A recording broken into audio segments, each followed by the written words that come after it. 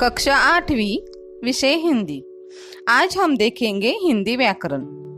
वाक्य के दो भेद, उद्देश्य और विधेय। वाक्य के दो भेद होते हैं, पहला होता है उद्देश्य और दूसरा विधेय। पहले हम वाक्य क्या होता है इसकी परिभाषा देखते हैं। दो या दो से अधिक शब्दों का समूह जब पूरा भाव विचार प्रकट करता है तो उसे वाक्य कहते हैं। वाक्य का उदाहरण देखते हैं। प्रयत्नता से सफलता की ओर जा सकते हैं। दूसरा उदाहरण, मोर का रंग सुंदर होता है। इन वाक्यों में दो या दो से अधिक शब्द आए हैं और समूह पूरा भाव विचार प्रकट कर रहा है, इसलिए इसे वाक्य कहा जाता है। वाक्य तो हमने देखा, वाक्य की परिभाषा हमने जान ली। अब हम जानते हैं वाक्य के दो भेद।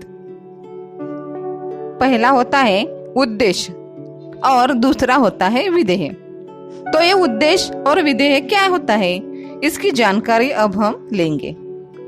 वाक्य का पहला भेद उद्देश्य। उद्देश्य की परिभाषा, वाक्य में जिसके बारे में कुछ कहा जाए उसे उद्देश्य कहते हैं। उद्देश्य का उदाहरण है, शिक्षक ने हमारी शिकायत सुनी। इस वाक्य में किसके बारे में हमें बताया है? शिक्षक के बारे में। तो शिक्षक के बारे में हमें बताया है, इसलिए इस वाक्य में शिक्षक ने यह उद्देश्य है। दूसरा उदाहरण, रजा साहब को अच्छे खाने का शौक था। इस वाक्य में हमें रजा साहब के बारे में कुछ बताया है। किसके बारे में बताया है? तो रजा साहब के बारे में, इसलिए इस वाक्य में रजा साहब को यह उद्देश्य है। तो बच्चों, समझ में आया उद्देश्य का मतलब क्या होता है और उद्देश्य किसे कहा जाता है। अब वाक्य का दूसरा भेद है विधेय। विधेय की परिभाषा होती है, वाक्य में उद्देश्य के बारे में जो कुछ कहा जाए उसे विधेय कहते हैं। उदाहरण देखते हैं। पहला, शिक्षक ने हमारी शिकायत सुनी। इस वाक्य में उद्देश्य तो हमने देखा है। उद्देश्य कौन सा है? शिक्षक। तो शिक्षक के बारे में क्या बताया है? शिक्षक के बारे में कुछ कहा है इस वाक्य में, हमारी शिकायत सुनी। तो इस वाक्य में हमारी शिकायत सुनी, इसे विधेय कहा जाता है। दूसरा उदाहरण है, रजा साहब को अच्छे खाने का शौक था। तो इस वाक्य में रजा साहब ये उद्देश्य है, ये हमने देखा है। तो रजा साहब के बारे में क्या बताया है? अच्छे खाने का शौक था। तो अच्छे खाने का शौक था, यह विधेय है। तो हम उद्देश्य और विधेय ये दोनों देखते हैं। उद्देश्य, शिक्षक ने। विधेय, हमारी शिकायत सुनी।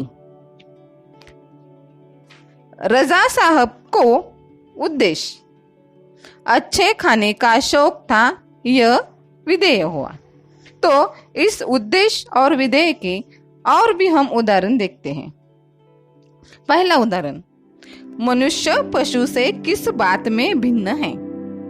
इस वाक्य में किसके बारे में बताया है? तो मनुष्य के बारे में बताया है, इसलिए इस वाक्य में उद्देश्य है मनुष्य।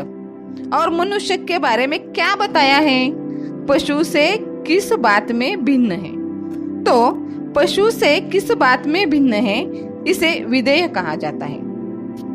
दूसरा उदाहरण, राजा रथ पर सवार हो गए। इस वाक्य में किसके बारे में हमें बताया है? तो राजा के बारे में बताया है, इसलिए इस वाक्य में उद्देश्य है राजा।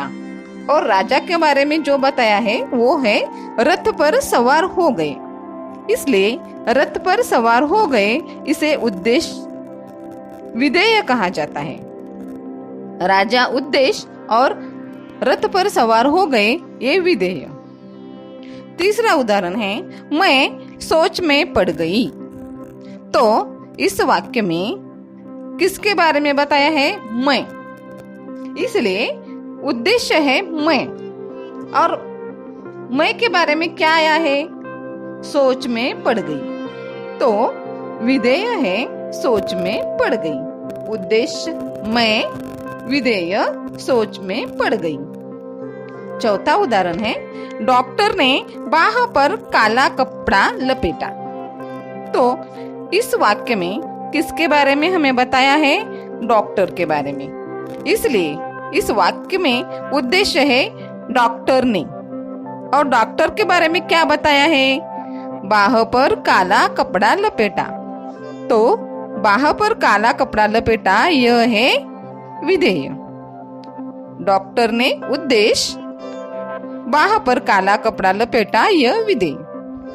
पांचवा उदाहरण है, राजा ने उसे गले लगाया।